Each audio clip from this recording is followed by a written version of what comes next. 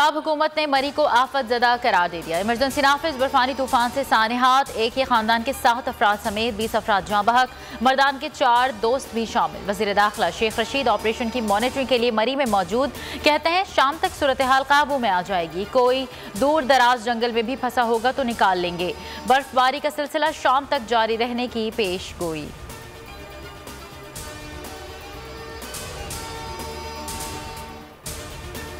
मरी में पाक फौज के दस्ते फंसे हुए लोगों को निकालने और सिविल इंतजामिया की इमदाद में मसरूफ। मरकजी शाहराहें खोलने पर भी आर्मी इंजीनियर्स और FWO के जवान काम कर रहे हैं। लोगों को खुराक और पानी फराहम किया जा रहा है।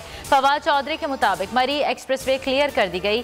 सैकड़ों गाड़ियों को मरी से वापस कर दिया गया है। बाड़िया और गुलजना के इलाकों में मुश्किलात ज्यादा हैं। सूरत हाल में मुसलसल बेहतरी हो रही है। लोग चंद रोज के लिए मरी का प्रोग्राम मुलतवी कर दें।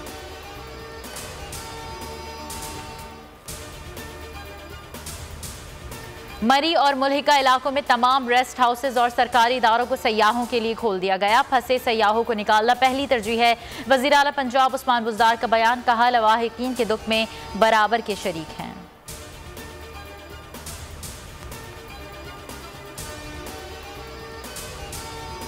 और मरी में अमवात इंतजामी नाअहली का नतीजा है। शहबाज शरीफ की तनकीद, कहा अगर सयाह इतनी बड़ी तादाद में जा रहे तो हुकूमत को क्यों पता न चला, इंतजामिया कहाँ सोई हुई थी, पेशगी इंतजाम क्यों न किए गए। मरियम नवाज कहती हैं हुकूमत का काम सिर्फ सयाह गिनना नहीं, पेशगी इंतजाम और हिफाजती इकदाम करना है। अमवात बर्फबारी से नहीं, हुकूमती गफलत से हुई। बिलावल भुट्टो जरदारी ने कहा कि अफसोसनाक साने हैं पर पूरा मुल्क सोगवार है। बेहतर होता कि मरी में सयाहों को संगीन सूरत हाल से आगाह किया जाता ताकि ऐसा सानेहा रोनमा ना हो।